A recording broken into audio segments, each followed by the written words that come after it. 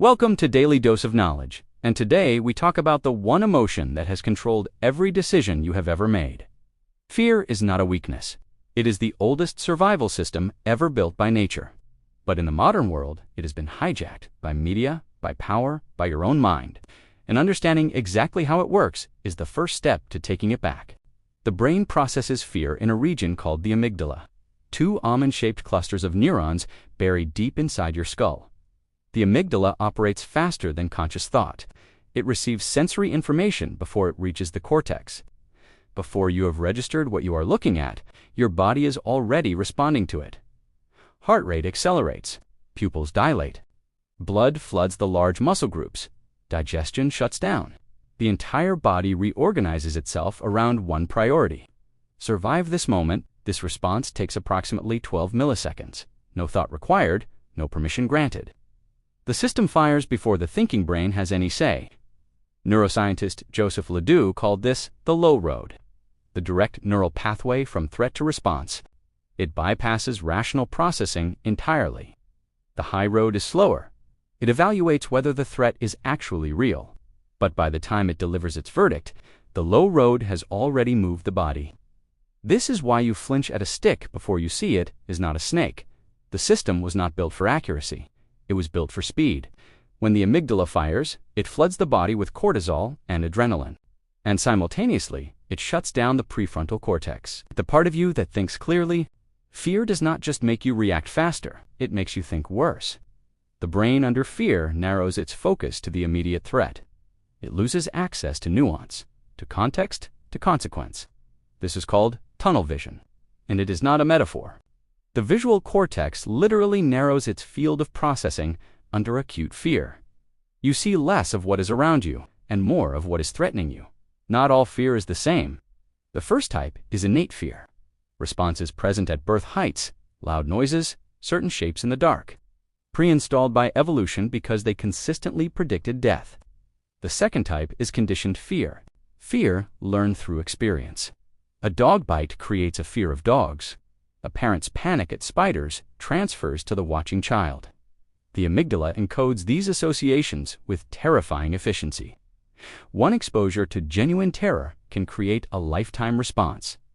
The third type is the dangerous one, cognitive fear. Fear generated entirely by thought with no present threat. The fear of failure before an attempt has been made. The fear of humiliation before a word has been spoken. The fear of death arriving at 3 a.m. with no cause. The amygdala does not distinguish between a real threat and a vividly imagined one. It responds to the thought of danger the same way it responds to danger itself. This is why anxiety is physically exhausting. The body is mounting a full threat response to something that lives only in the mind. Now, let us talk about what happens when fear never switches off.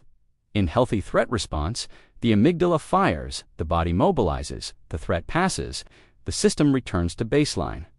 But in chronic fear, it never does. Cortisol stays elevated. The immune system weakens. The hippocampus begins to shrink. Research from Yale showed chronic fear produces measurable reduction in gray matter. The thinking brain literally loses tissue under sustained fear. Long-term fear does not just change how you feel. It changes the physical structure of your brain. Now, let us talk about how fear is used against you. Fear is the most powerful tool of social control ever discovered. A frightened population is a controllable population. Fear narrows thinking, increases conformity, makes people willing to trade freedom for the promise of safety. Every authoritarian system in history has understood this. The specific threat changes the enemy within, the invasion, the disease, the crime wave. The mechanism is always identical. Keep people afraid, and they will accept almost anything from whoever promises protection. The modern media environment has industrialized this. Negative news triggers stronger amygdala responses than positive news. Fear-based content generates more engagement than any other emotional category.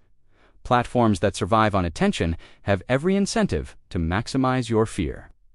Not through conspiracy, through market logic. The result is a population in chronic low-level threat response, consuming content designed to keep the amygdala activated, making decisions from a brain that fear has already compromised. The first intervention that actually works is naming. Research showed that labeling a fear, Putting it into words reduces amygdala activation measurably. Naming activates the prefrontal cortex. It creates distance between you and the fear response. The second intervention is exposure. Repeated controlled exposure to a feared stimulus reduces the amygdala's response over time. The brain learns through experience that the feared thing does not produce the catastrophe it predicted. The third is cognitive reappraisal, deliberately reframing what a threatening situation means, not denial, genuine reinterpretation. Research shows this produces measurable reduction in amygdala activity. The fourth is understanding the mechanism itself.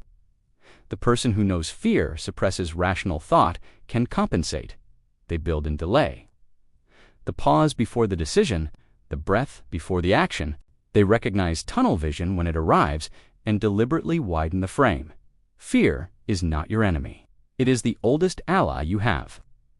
It kept every ancestor you ever had alive long enough for you to exist. The problem is not that you feel it. The problem is that the world has learned to weaponize it against you. And the first defense against a weaponized system is understanding exactly how it works. Subscribe to Daily Dose of Knowledge and drop a comment with what fear has been holding you back from.